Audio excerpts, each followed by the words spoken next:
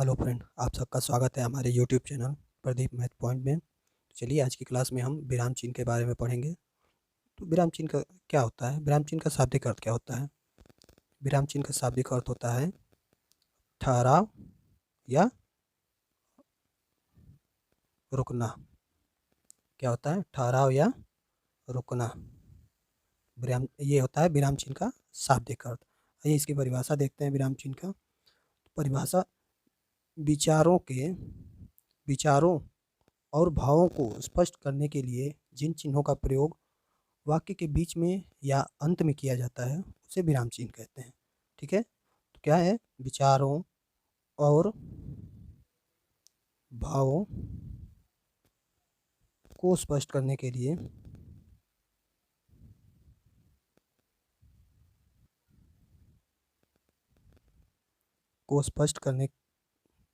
करने के लिए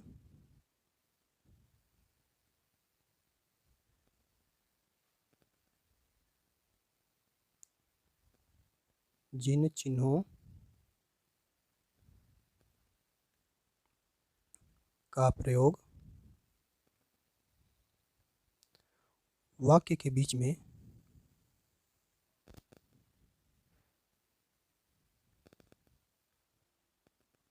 या अंत में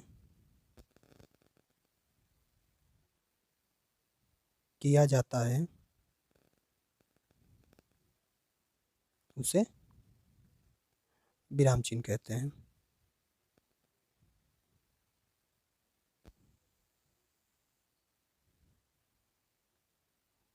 ठीक है, विचारों और भावों को स्पष्ट करने के लिए जिन चिन्हों का प्रयोग वाक्य के बीच में या अंत में किया जाता है उसे विराम चिन्ह कहते हैं। चलिए अब देखते हैं विराम चिन्ह कितने प्रकार के होते हैं और कौन कौन से हैं। तो हिंदी में विराम चिन्हों की संख्या कितनी है? 20 मानी गई है। हिंदी में विराम चिन्ह कितनी है? 20 मानी गई है। किसके द्वारा? श्री कामता प्रसाद गुरु जी के द्वारा कितनी मानी गई है? 20 मानी गई है। ठीक है, चलिए आगे देखते हैं। तो पहला हम देखते हैं, पहला कौन सा है? अल्प विराम। ठीक है, अल्प विराम, इसको हम कॉमा, इंग्लिश में कॉमा कहते हैं। इसको हम ऐसे इस चिन्ह से प्रदर्शित करते हैं। चलिए अल्प विराम के बारे में जानते हैं कि अल्प विराम क्या होता है। तो अल्प विराम का अर्थ होता है, अल्प विराम का अर्थ होता है थोड़ा। क्या होता है? थोड़ा होता है।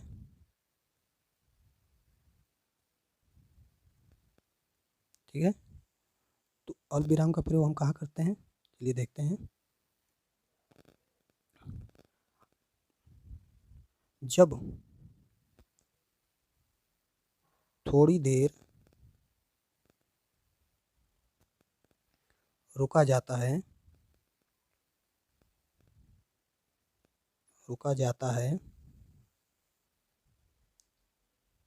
तो उसे अल्प विराम कहते हैं।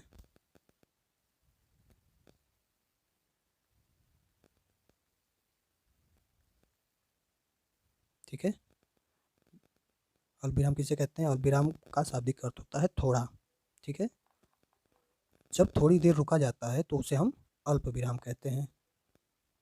अब अल्प विराम का हम देखते हैं कि अल्प विराम का प्रयोग हम कहाँ कहाँ करते हैं। ठीक है, सबसे पहले हम अल्प विराम का प्रयोग यदि एक ही प्रकार के शब्द या वाक्यांश आए हैं तो वहाँ हम अल्प विराम का प्रयोग करेंगे। कहाँ करेंगे? यदि एक ही प्रकार के शब्द या वाक्यांश आए तो वहाँ पे हम किसका प्रयोग करेंगे? अल्प विराम का प्रयोग करेंगे।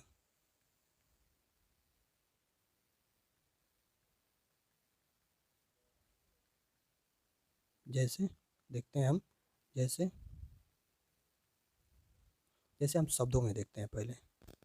ठीक है, शब्दों में जैसे हमने एक वाक्य लिखा, मतलब शब्दों में हम देख रहे हैं, जैसे हमने लिखा राम, श्याम, राम कामा श्याम कामा मोहन और सोहन दोस्त हैं। ठीक है, तो इसमें राम के बाद कामा का प्रयोग किया गया है, श्याम के बाद कामा का प्रयोग किया गया है। ठीक है, ऐसा इसलिए किया गया है क्योंकि ये एक ही प्रकार के शब्द हैं, क्योंकि ये सारे नाम हैं, इसलिए इनके बीच कामा का प्रयोग किया गया है। और दूसरा देखते हैं, दूसरा कहाँ कामा अल्प विराम का प्रयोग किया जाता है।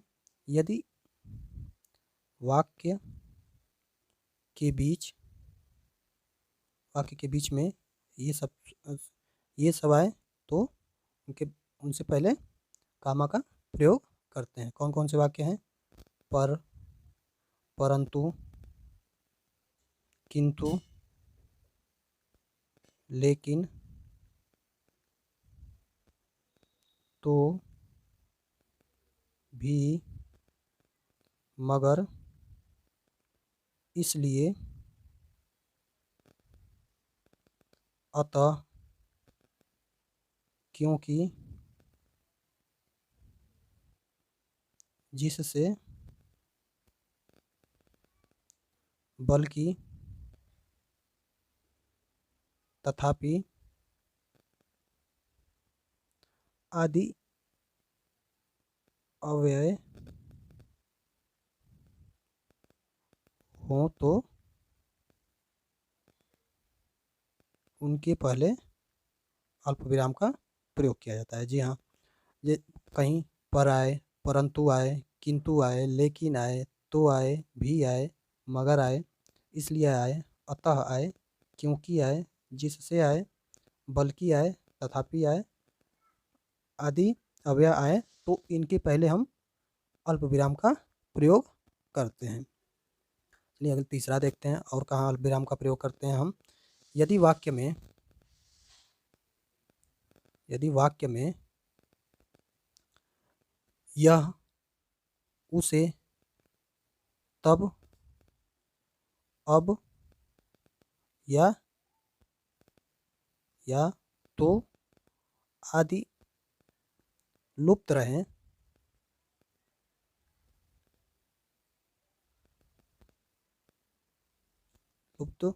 लुप्त रहें या लुप्त हो तो वहाँ पे अल्प विराम का प्रयोग किया जाता है। मतलब अगर किसी वाक्य में यह, उसे, तब, अब, या तो आदि अगर उस वाक्य में न रहे तो इनके स्थान पे हम अल्प विराम का प्रयोग करते हैं। जैसे हम एक उदाहरण लेते हैं हम, जैसे मैं जो कहता हूँ, मैं जो कहता हूँ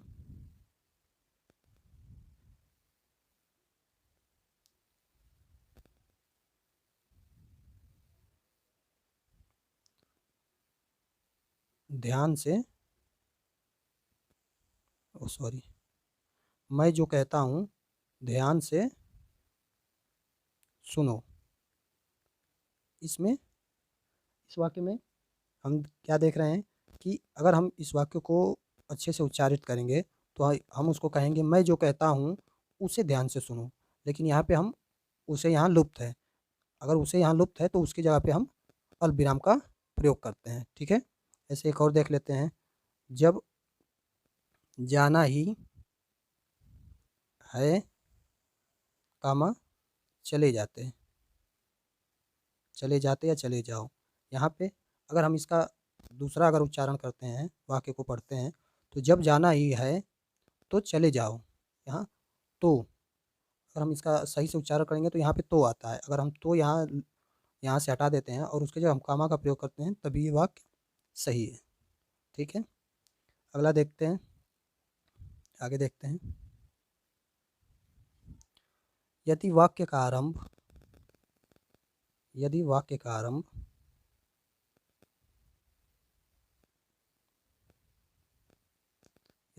आरंभ हाँ, नहीं, बस, अच्छा, सचमुच, वस्तुतः, छी आदि से हो, तो उसके बाद हम कामा का अल्प विराम का प्रयोग करते हैं। तो हम अल्प विराम का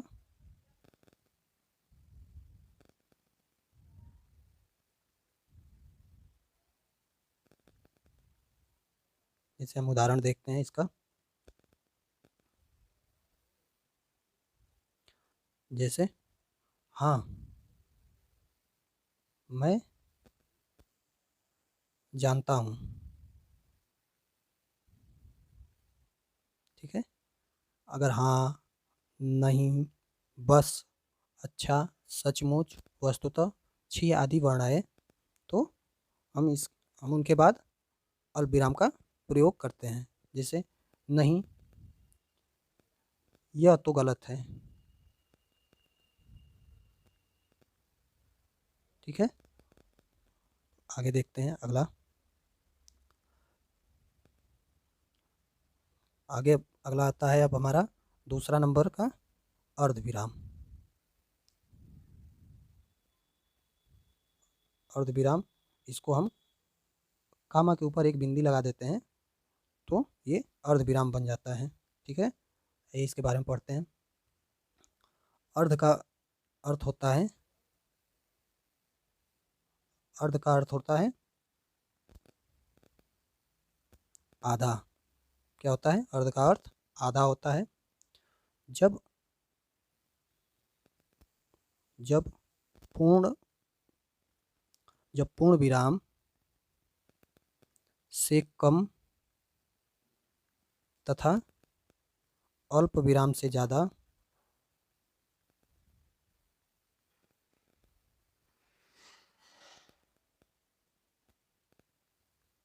अल्प विराम से ज़्यादा ठहरना पड़े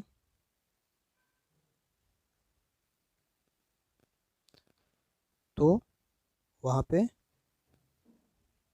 तो वहाँ अर्ध विराम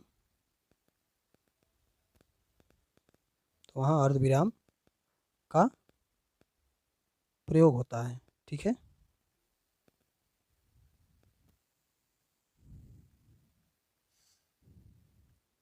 जी हाँ।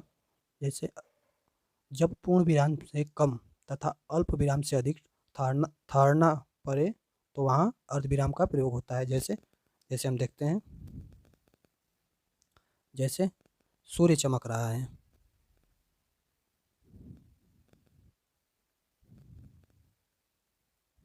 ठीक है।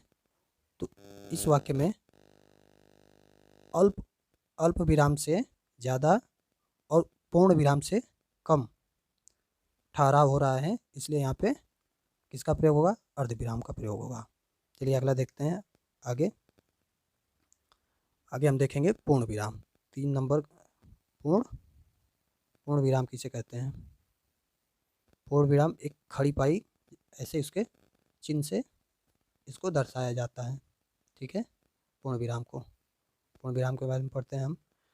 विचार के तंतु विचार के तंतु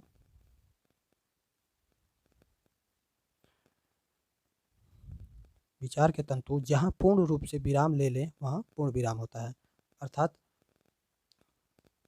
जहाँ पूरा ठहराव होता है वहाँ पे पूर्ण विराम होता है। वाक्य की समाप्ति पर इस चिन्ह का प्रयोग किया जाता है। जहाँ विचार के तंतु जहाँ पूर्ण रूप से विराम ले लें वहाँ पूर्ण विराम होता है। इसका संकेत चिन्ह है एक खड़ी रेखा। इसका संकेत चिन्ह क्या है? एक खड़ी रेखा, ठीक है, इसका संकेत चिन्ह है। जैसे हम उदाहरण में इसको देखते हैं, क्या है? जैसे जैसे सीता सुंदर है, तो यहाँ पूर्ण विराम का चिन्ह लगेगा। इसमें क्या हो रहा है? इसमें स्वीकार के भाव की समाप्ति हो रही है। कैसे स्वीकार की? कि मतलब सीता सुंदर है, ठीक है। आगे देखते हैं, आगे आता है 4 नंबर प्रश्नवाचक चिन्ह।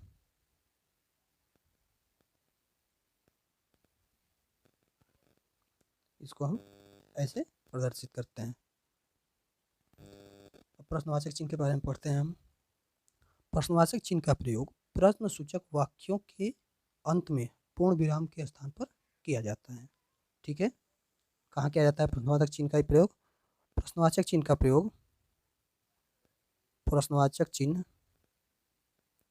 का प्रयोग प्रश्न सूचक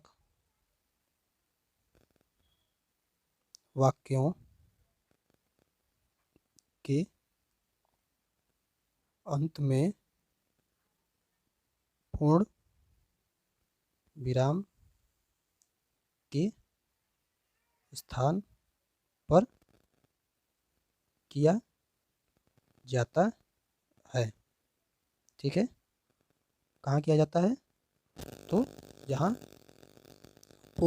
प्रश्न सूचक वाक्य होते हैं, उन वाक्यों के अंत में जो पूर्ण विराम है उसके स्थान पे किया जाता है, ठीक है। इसका प्रश्नवाचक चिन्ह ऐसे इसको प्रदर्शित किया जाता है, इससे इसको दर्शाया जाता है। जैसे हम एक उदाहरण लेते हैं, जैसे उदाहरण से हम समझते हैं कितने कितने व्यक्ति आ रहे हैं।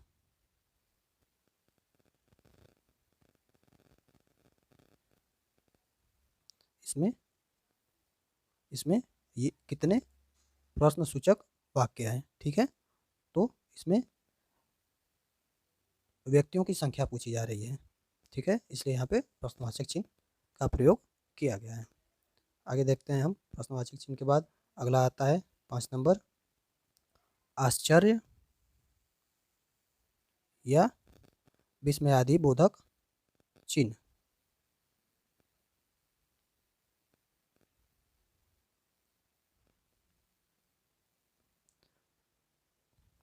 अगला है आश्चर्य या विस्मयादि बोधक चिन्ह।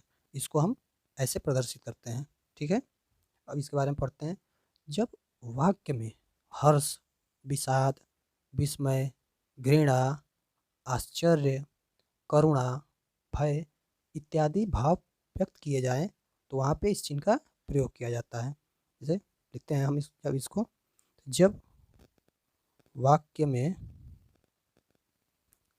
में हर्ष, विषाद,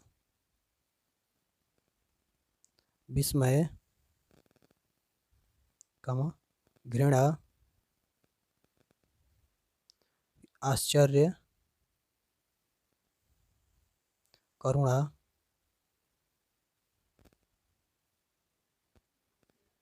भय इत्यादि भाव व्यक्त किए जाएं तो वहाँ इस चिन्ह का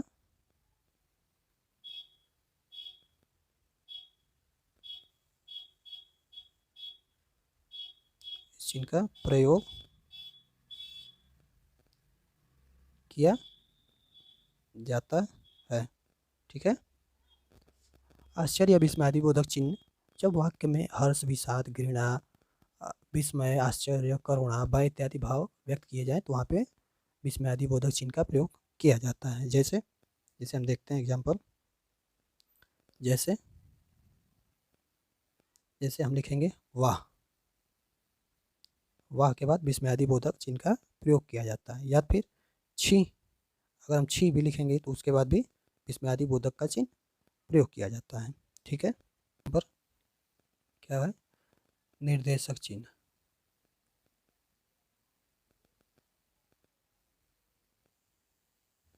इसे हम एक डैश के रूप में दिखाते हैं। इसके बारे में देखते हैं। यह यह कुछ अधिक लंबी लेटवी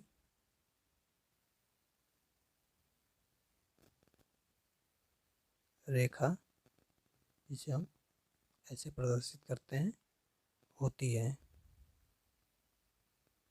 इसका प्रयोग कहाँ कहाँ किया जाता है, ये देखते हैं।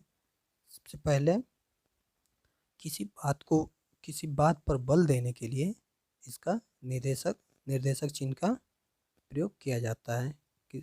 किसी बात पर बल देने के लिए ठीक प्रयोग किया जाता है। ठीक है, जैसे एग्जाम्पल में हम देखते हैं, जैसे राम के 2 पुत्र थे, लव और कुश। जैसे राम के 2 पुत्र थे, और निर्देशक चिन्ह का प्रयोग यहाँ होगा क्योंकि उनके पुत्रों पर बल दिया जाता है। उनका क्या नाम है, लव और कुश। ठीक है, तो यहाँ बात पे बल दिया जा रहा है, इसलिए यहाँ पे निर्देशक चिन्ह का प्रयोग किया जाता है। और वहीं एक जगह और इसका प्रयोग किया जाता है, कहाँ पे, लेखक पुस्तक और उद्धरण के नाम के पहले निर्देशक चिन्ह का प्रयोग करता है। ठीक है,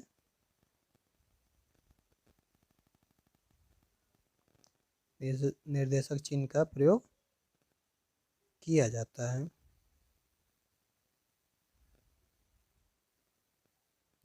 जैसे हम देख ले रहे हैं,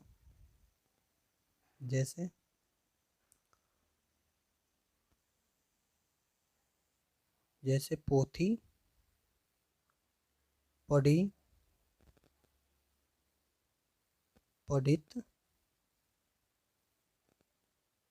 जगमुआ।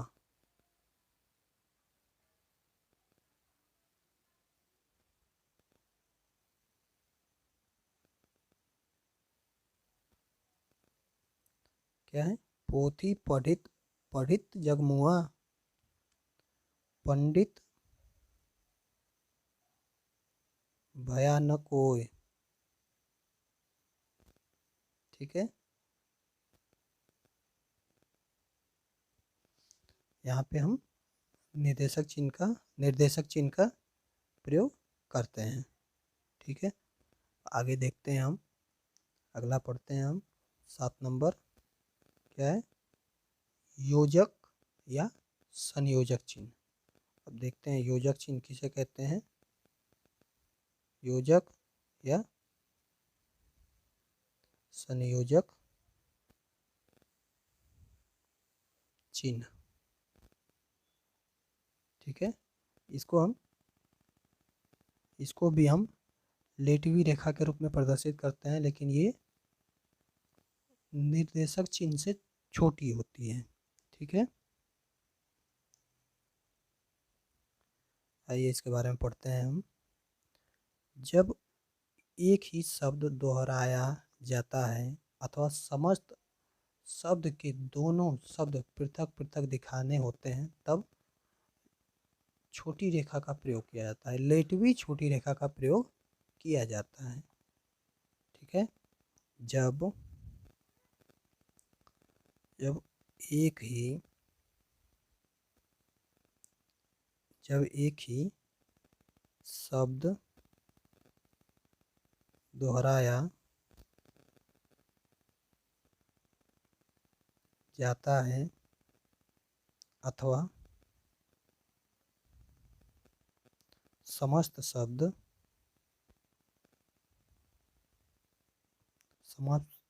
शब्द के दोनों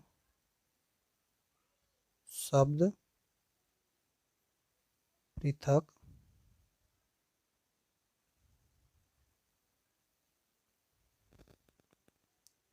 पृथक पृथक दिखाने होते हैं तब लेटवी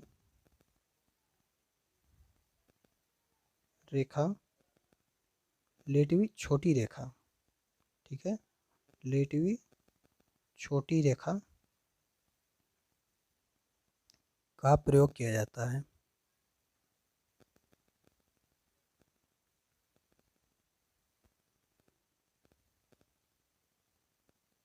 ठीक है, जब एक ही शब्द को दोहराना होता है अथवा समस्त शब्द के दोनों शब्द पृथक पृथक दिखाने होते हैं तब लेटवी छोटी रेखा का प्रयोग किया जाता है। ठीक है, से उदाहरण में हम देख लेते हैं।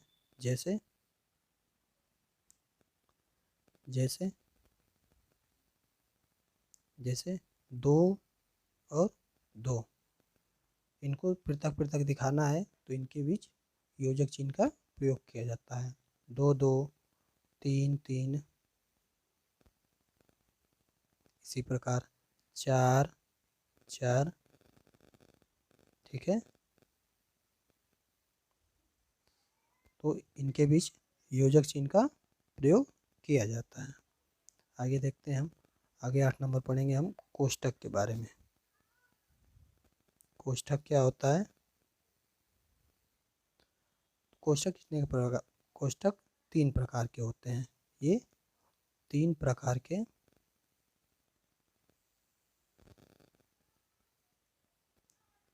प्रकार के होते हैं कोष्ठक। ठीक है,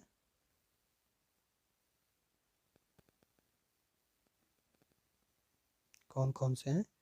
पहला छोटा कोष्ठक,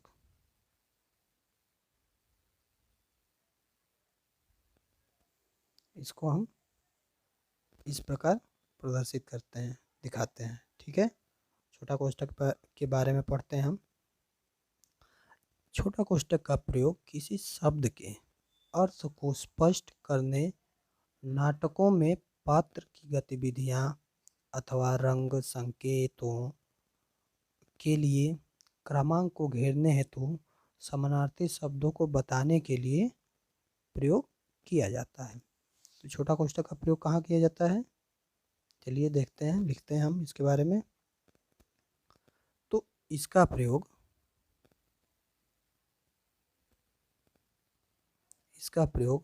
किसी शब्द के अर्थ को स्पष्ट करने के लिए, स्पष्ट करने, नाटकों में पात्र की गतिविधियों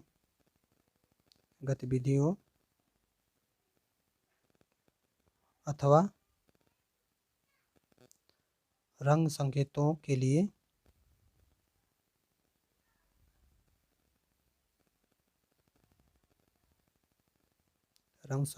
लिए,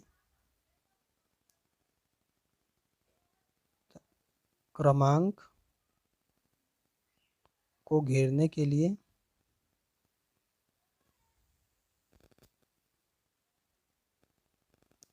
हेतु समानार्थी शब्दों को बताने के लिए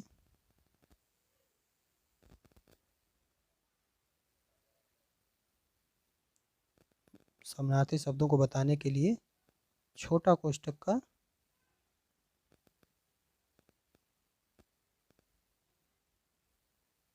प्रयोग किया जाता है।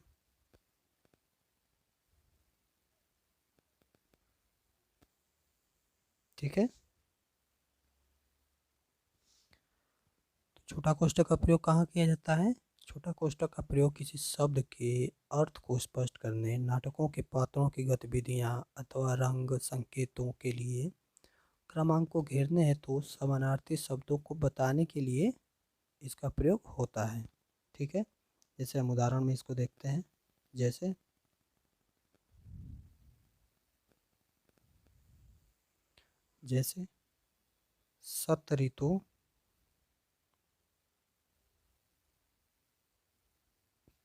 सत ऋतु यानी इंद्र।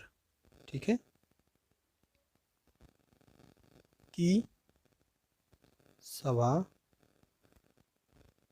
में सभी देवता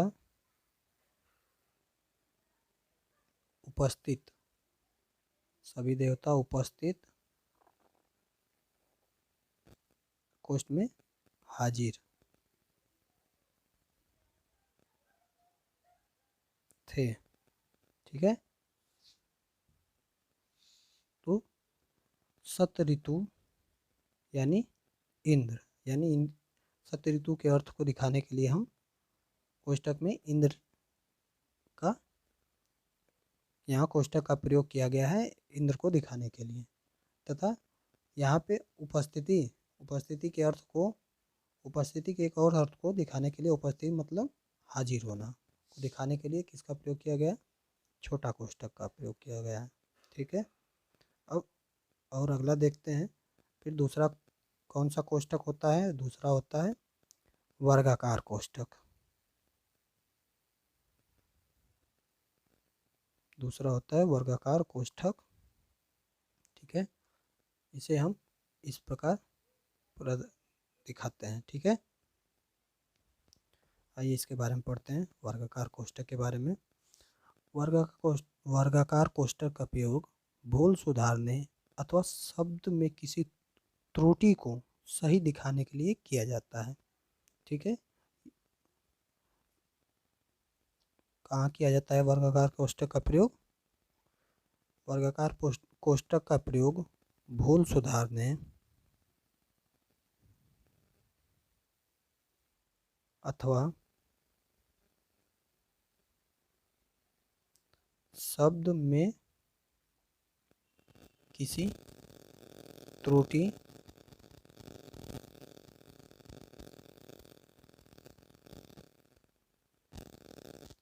को सही दिखाने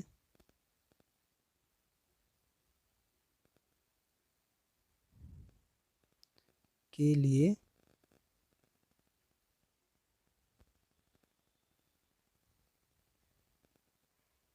किया जाता है।